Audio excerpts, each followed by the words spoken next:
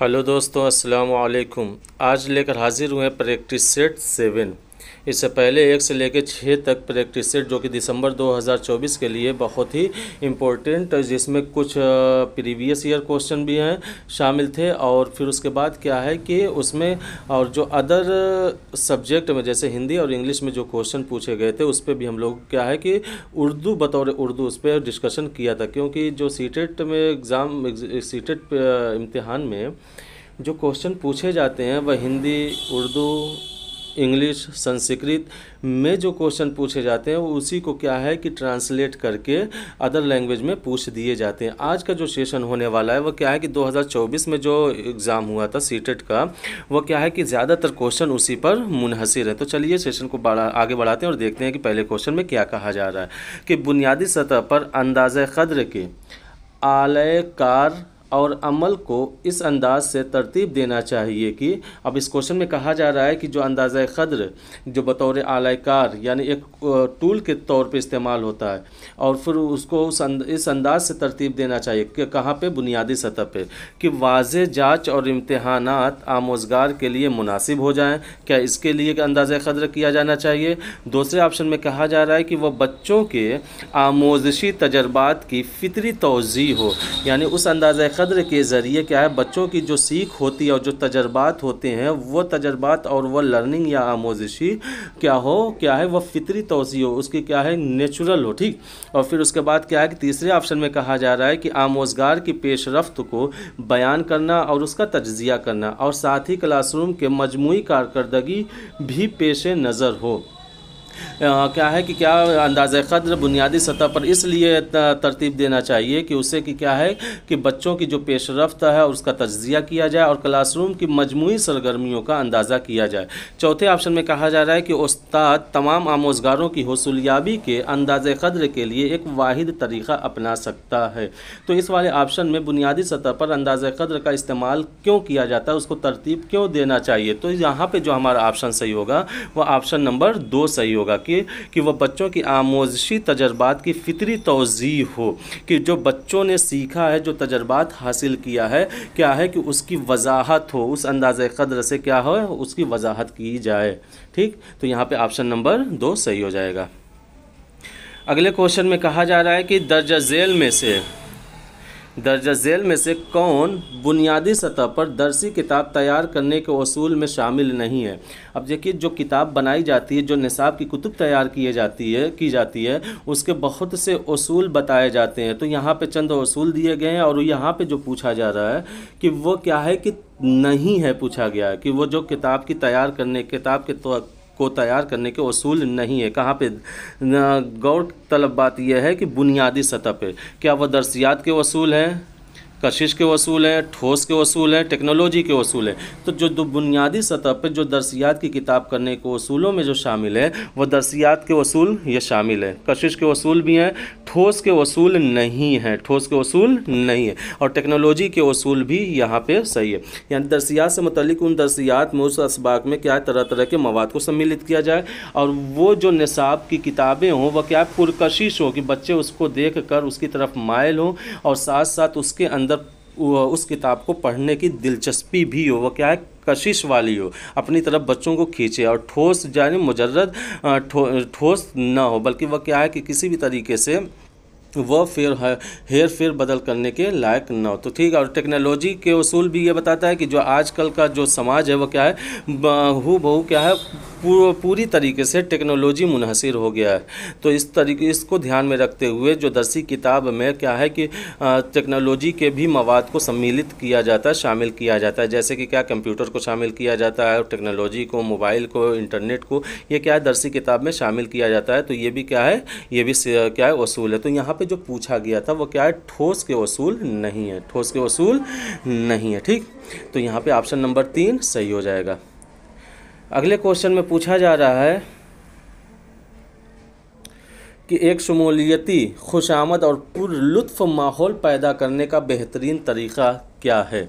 अब देखिए, inclusive education के बारे में यहाँ पे पूछा जा रहा है कि एक क्या है कि एक शमूलियती, खुशामद और पुरलुत्फ़ माहौल पैदा करने का बेहतरीन तरीका क्या है। और साथ साथ ये भी कहा जा रहा है कि याद रहे कि इस माहौल को कौमी दरसियाती खाके में बयान करदा महारतों के फ़रोग़ के हिस्सों में बच्चों की शराकत की तायद करने वाला होना चाहिए। यानी जो एनसीएफ ने जो बताया है कि एक शमूलियती तालीम, एक शमूलियती माहौल कैसा होना चाहिए, जिससे कि क्या है कि बच्चों की महारतों में फ़रोग़ हो, वह कैसा होना चाहिए। क्या अंदरूनी सरगर्मियों को मुनक़्क़िद करना और सख्त धूप में उनके बाहर इनेकात से बचना। यहाँ इस ऑप्शन में कहा जा रहा है कि ज़्यादा से ज़्यादा क्या है स्कूल के अंदर सरगर्मियों को अंजाम दिया जाए, जिससे कि क्या है बच्चे बाहर धूप से बचेंगे। दूसरे ऑप्शन में कहा जा रहा है कि आमोज़गारों की अच्छी सेहत और तंदुरुस्ती पर ख़ास तवज्जो दी जाए। तीसरे ऑप्शन में कहा जा रहा है कि तरक्की के मुख्तलिफ़ मैदानों से बच्चों के काम का मुज़ाहरा किया जाए। चौथे ऑप्शन में कहा जा रहा है कि रंगीन माहौल के लिए क्लासरूम को सजाना।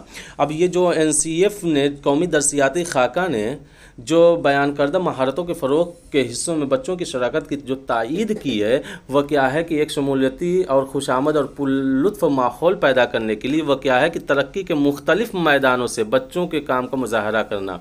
अब देखिए कि जो बच्चों के अंदर जो तरक्की होती है, नशोनुमा होती है, चाहे वह जिस्मानी नशोनुमा हो या ज़बान का लिसानी नशोनुमा हो या सामाजी नशोनुमा हो, इन सब को क्या, या जज्बाती नशोनुमा हो, इन सब को क्या है ध्यान में रखते हुए क्या है कि उनके काम का मुज़ाहरा करना चाहिए, उनका काम का मुज़ाहरा करना चाहिए। तो क्या तरक्की के मुख्तलिफ़ मैदानों से बच्चों के काम का मुज़ाहरा करना। ठीक, तो यहाँ पे क्या है एक शमूलियती तालीम इस तरीके का होना चाहिए। ठीक, और फिर उसके बाद अगले क्वेश्चन में कहा जा रहा है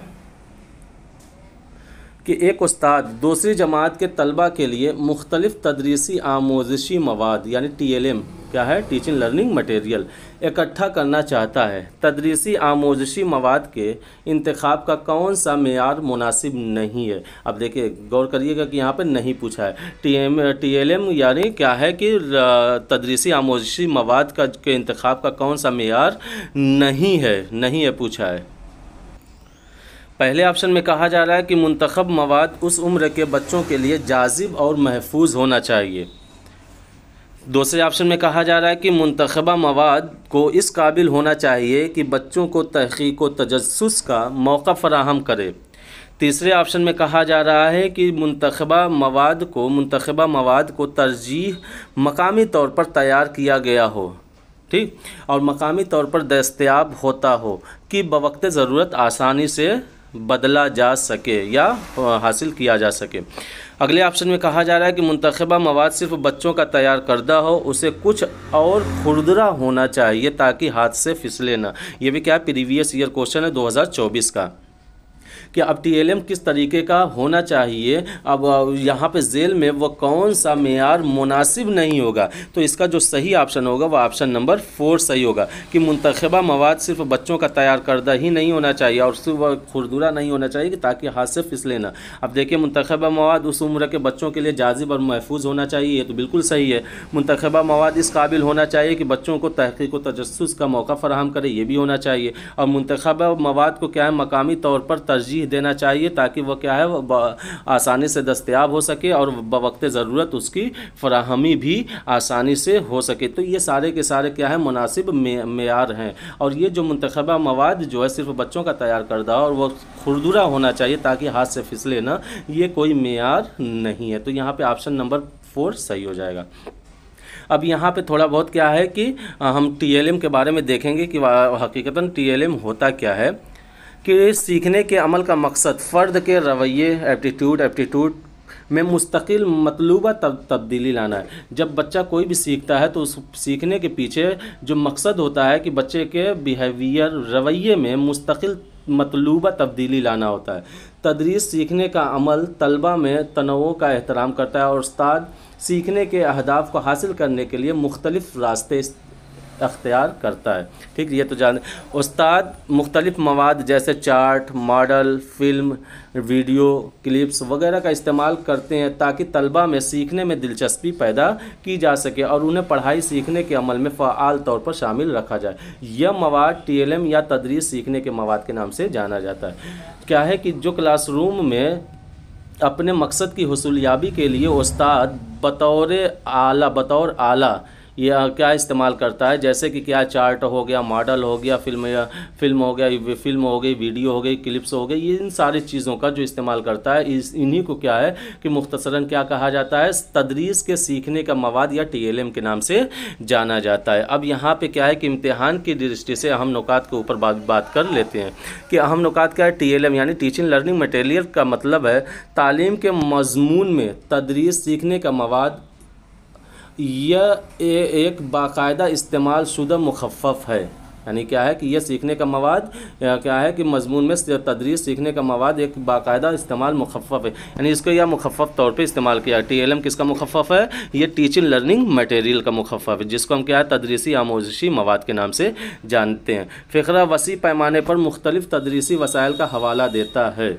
जो भी वसीले हम इस्तेमाल करते हैं तदरीस में, उसकी तरफ ये क्या इशारा करता है, जिन्हें असातिज़ा क्लासरूम में मखसूस सीखने के मकासद को पूरा करने के लिए इस्तेमाल करता है। जो क्लासरूम में उस्ताद मकसद लेकर दाखिल होता है, उसी को पढ़ाने के लिए, उसी को हासिल करने के लिए क्या टीएलएम का इस्तेमाल करता है, जैसा कि सबक के मंसूबों में बयान किया गया। ठीक, और क्या है कि उसमें जब वो लेसन प्लान बनाता है तो उसमें सारी चीज़ों को, जैसे कि बीएड या बीटीसी में जब हम लोग लेसन प्लान बनाते हैं तो क्या है कि तदरीसी आला क्या होगा, तो क्या है कि ये मंसूबे में बताया जाता है। जो लेसन प्लान तैयार किया जाता है, जो मंसूबे सबक तैयार किया जाता है, तो उसमें भी क्या है कि इसका उल्लेख या इसको बयान किया गया होता है टीएलएम के बारे में। ठीक, दूसरा ऑप्शन होता है कि क्या सीखने वाले मुख्तलिफ़ किस्म के सीखने के तजर्बात से मुस्तफ़ीद होते हैं, बिलवास्ता जो तदरीसी सीखने के वसाइल के ज़रिए फ़राहम की जाते हैं। ठीक,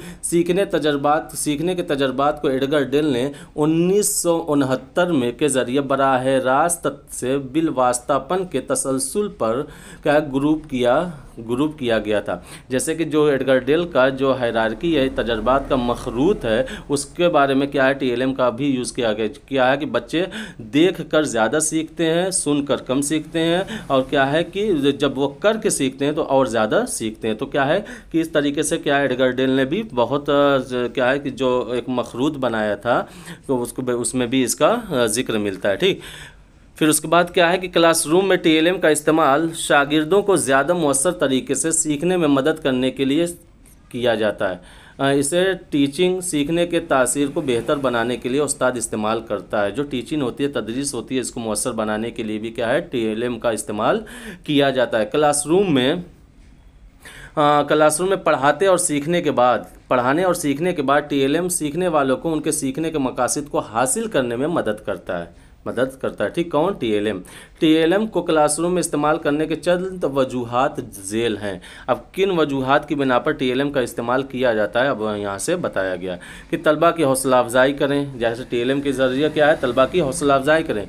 किसी भी सीखने के अमल का पहला मरहला तलबा की तवज्जो हासिल करना होता है। अब जब क्या तवज्जो हासिल करना होता है, जब क्लासरूम में बच्चे होते हैं, तो जब क्लास शुरू होता है, दर्स व तदरीस का काम शुरू होता है, तो बच्चों का जहन इधर उधर मुंतशिर होता है। तो क्या है कि उस टॉपिक की तरफ पहले क्या है कि बच्चों का ध्यान आकर्षित किया जाता है, माइल किया जाता है, ताकि बच्चे अपना जहन लगाकर दिलचस्पी के साथ उसको सुने। तो क्या है टीएलएम की मदद से हम बच्चों को क्या है कि जहनी तौर पर आमादा कर सकते हैं। क्या है टीएलएम इसमें भी मदद करता है। नए मौज़ूआत को बेताब में टीएलएम मुहर्रिकात की एक वसी तर क्या है पेश करते हैं। ठीक, फिर रेंज पेश करते हैं जो क्लासरूम के सबसे मुअस्सर हिदायत में मदद करती है। फिर उसके बाद क्या है टीएलएम क्यों इस्तेमाल किया जाता है, क्या है मालूमात की तवील बरकरारी के लिए भी टीएलएम का इस्तेमाल किया जाता है। अब देखिए क्लासरूम में जब हम लोग ऐसे ही क्या बयानिया तदरीस करते हैं, केवल आप बयान लेक्चर पे लेक्चर दे रहे हैं, बच्चे सुन रहे हैं, तो उसको क्या है कि उनके दिमाग में, उनके जहन में जो चीज़ें बैठी रहेगी वह चंद मिनट के लिए बैठी रहेगी। लेकिन जब हम लोग क्या है कि टीचिंग लर्निंग मटेरियल के ज़रिए उनको वो सारी चीज़ें दिखा देंगे तो वह क्या है कि उनके वो मालूमात वो क्या है, उसके जहन में देर तक रहेगी। उसी को बताया गया कि तवील मालूमात की तवील बरकरारी उनके दिमाग में वो ज़्यादा देर तक बरकरार रहेगी। टीएलएम का इस्तेमाल क्यों किया जाता है? आमतौर पर सीखने के बारे में सीखने वालों के रवैयों को बेहतर बनाने और ख़ास तौर पर मौजू की मालूमात में भी मदद करते हैं। सीखने वालों को तस्वीरों, मॉडल्स और दीगर टीएलएम के ज़रिए मुस्बत रवैया पैदा किया जाता है। ठीक, टीएलएम जाहिर करते हैं कि नज़रियाती इल्म को हकीकी दुनिया के हालात किस तरह इस्तेमाल किया जा सके। जब जैसे कि हम लोग क्या है कि अगर कोई भी चीज़ कहीं की सभ्यता पढ़ा रहे हैं, तहजीब पढ़ा रहे हैं, तमद्दुन पढ़ा रहे हैं, तो हम जब टीएलएम के ज़रिए, चाहे वो मॉडल हो या इसकी कोई फिल्म हो, तस्वीर हो, जब क्या क्लासरूम में उसको पेश कर दिया जाता है तो वह क्या है उसके हकीकी दुनिया से वाबस्ता हो जाते हैं। तो वह जो एक नज़रिया बनाते हैं, एक सोचते हैं, तो वह हकीकतन उसके सामने हो जाता है। ये टीएलएम का फ़ायदा भी होता है। ठीक, फिर यहाँ से क्या है क्वेश्चन शुरू हो गया कि इसमें कहा जा रहा है कि दर्ज झेल में कौन सा तरीक़ा ज़बान की क्लास में मकामी ज़बान के इस्तेमाल की हौसला अफजाई नहीं करता। क्या है कि इसमें कहा जा रहा है कौन सा तरीक़ा ज़बान की क्लास में मकामी ज़बान के इस्तेमाल की हौसला अफजाई नहीं करता। क्या फ़ितरी तरीक़ा है, तरसील तरीक़ा है, रास्त तरीक़ा है, समी लिसानी तरीक़ा है। अब देखिए यहाँ पर नहीं पूछा गया है तो क्या है मकामी ज़बान के इस्तेमाल की हौसला अफजाई नहीं करता है, तो वह क्या होगा? रास्त तरीक़ा होगा। क्या होगा? फ़ितरी तरीक़ा करता है, तरसील तरीक़ा करता है, समी लिसानी तरीक़ा भी क्या होता है? मकामी ज़बान के इस्तेमाल की हौसला अफजाई करता है। तो यहाँ पे जो ऑप्शन सही होगा वो क्या होगा? रास्त तरीक़ा। ये क्या है? मकामी ज़बान के इस्तेमाल की हौसला अफजाई नहीं करता है। अगले क्वेश्चन में कहा जा रहा है कि 5वीं जमात का तालिब इल्म कहता है कि अपना काम उस्ताद के पास जमा करने से पहले आखिरी बार मतन की सेहत व क़तइयत चेक करता हूँ। यानी कितना सही है कितना गलत है, इसको क्या है कि जमा करने से पहले, अपना असाइनमेंट जमा करने से पहले, अपना क्या है लिखा हुआ मवाद जमा करने से पहले उसको क्या है चेक करता है कि ये मतन कितना सही है कितना गलत है। तालिब इल्म लिखने के किस सतह पर है? तालिब इल्म लिखने के किस सतह पर है? यानी जब भी कोई असाइनमेंट, कोई भी काम होता है, लिखने वाला काम, जब उस्ताद के सामने पेश किया जाता है और पेश करने से पहले तलबा क्या करता है? उसको चेक करता है कि इसमें गलतियाँ क्या है और इसकी सेहत व क़तइयत चेक करता है। तो वह किस मरहले पर, किस सतह पे है? क्या वो मुसव्वदा तैयार करना है? क्या वो मुसव्वदा दोबारा तैयार करना के स्टेज पे है? या प्रूफ पढ़ना, ये जिसको हम प्रूफ रीडिंग के नाम से जानते हैं, उस पे है? क्या हमजोलियों के ज़रिए तय्युन क़द्र की है? तो ये क्या है, इसका जो ऑप्शन सही होगा वो क्या होगा? वो प्रूफ पढ़ना, यानी प्रूफ रीडिंग। किसका? Proof reading. प्रूफ रीडिंग में होता है ना कि क्या है कि उसको क्या किया जाता है कि उसको सही दोबारा पढ़कर उसको सही किया जाता है। उसमें इमले की गलती होती है, ग्रामर की गलती होती है, फिर उसके बाद जुमलों की गलती होती है, फ़िक्रों की गलती होती है, अल्फाजों की गलती होती है, तो उसको क्या है सही करके उसके बाद उसको पेश करता है। तो यहाँ क्या है? प्रूफ रीडिंग के सतह पे है। कौन सी सतह पे है? प्रूफ रीडिंग की सतह पे है। अगले क्वेश्चन में कहा जा रहा है कि बुनियादी सतह पर आमोजिश में ज़्यादा मशगूल होते हैं जब उस्ताद के बाद गाते हैं। अब देखिए बच्चे बुनियादी सतह पर आमोजिश में जब वो सीखते हैं तो वह ज़्यादा मशगूल कब होते हैं, ये पूछा जा रहा है कि बुनियादी सतह पर बच्चे लर्निंग में कब ज़्यादा से ज़्यादा बिज़ी या मशगूल होते हैं? कब होते हैं? जब उस्ताद के बाद गाते हैं। दूसरे ऑप्शन में कहा जा रहा है कि जब मुख्तलिफ हवास को बरतने और हाथों को सरगर्मी से इस्तेमाल करते हैं। तीसरे ऑप्शन में कहा जा रहा है कि अपनी कॉपी में हरूफ पर हाथ फेरते हैं या बार बार लिखते हैं। चौथे ऑप्शन में क्या है कि जब तवज्जो सिर्फ उम्दा हरकी महारत, यहाँ ऐसे रहेगा बड़े ऐसे हरकी महारतों को फ़रोग देने पर होती है। तो इसका जो सही ऑप्शन होगा वो क्या? ऑप्शन नंबर 2 सही होगा कि क्या है कि जब मुख्तलिफ हवास, जिसको हम क्या है हवास खमसा के नाम से जानते हैं या 5 सेंस के नाम से जानते हैं, और फिर साथ साथ क्या हाथों को सरगर्मी से इस्तेमाल करते हैं, तब जाकर वह क्या है कि आमोजिशी माहौल में अपने आप को ज़्यादा मशगूल रखते हैं। बुनियादी सतह पर बच्चे कब मशगूल होते हैं? कि जब वो अपने हवास का इस्तेमाल करते हैं और अपने हाथों की सरगर्मी से इस्तेमाल में लाते हैं। ठीक, अगले सवाल में है कि उस्ताद आमोज़गारों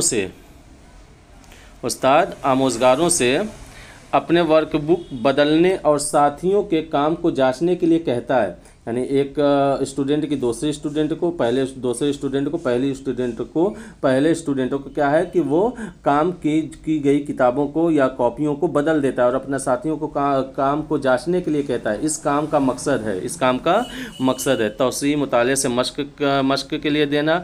क्या दिया जाता है कि इसने क्या लिखा है उसने वो पढ़ेगा, इसने क्या लिखा है वो पढ़ेगा, या दूसरों की जो वर्क बुक है उसको मुताले करने के लिए दिया जाता है, या नई लफ्ज़ियात के इस्तेमाल करने के लिए दिया जाता है, या साख्तों का इंज़िबाती मश्क के लिए दिया जाता है, या हमजोलियों की इस्लाह की महारत को फ़रोग दिया जाता है। तो इसका सही ऑप्शन होगा क्या है, ऑप्शन नंबर 4 सही हो जाएगा। कि क्या है कि जब वो वर्क बुक बदलता है, जो काम की कॉपी होती है, जो किताबें होती हैं उसको जब बदलता है और कहता है अपने साथियों को चेक करने के लिए, तो वह क्या है कि जो वो हमजोली होते हैं उनकी इस्लाह की महारत को फ़रोग देता है। वो क्या करता है, हमजोलियों की इस्लाह की महारत को फ़रोग देता है। ऑप्शन नंबर 4 सही हो जाएगा।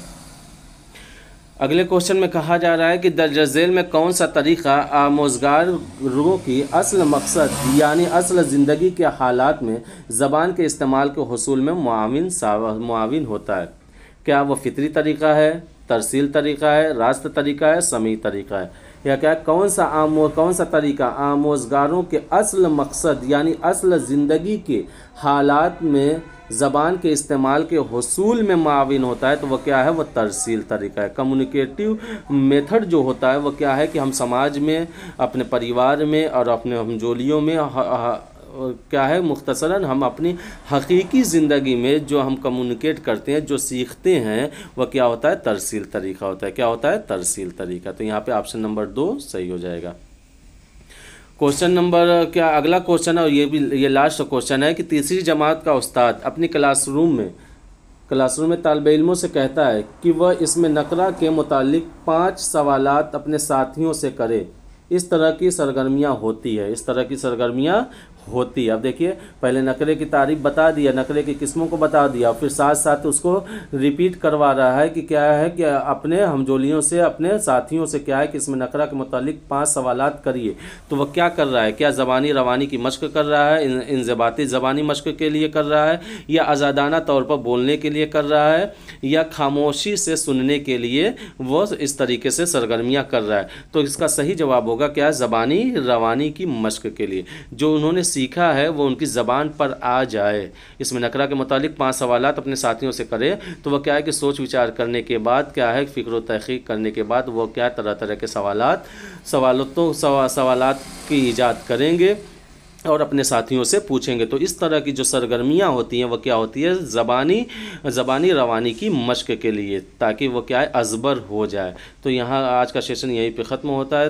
तो मिलते हैं अगली वीडियो में एक नए प्रैक्टिस सेट के साथ। जो वीडियो को लाइक करें, शेयर करें, कमेंट करें। मिलते हैं अगली वीडियो में एक नई वीडियो के साथ। खुदा हाफिज़।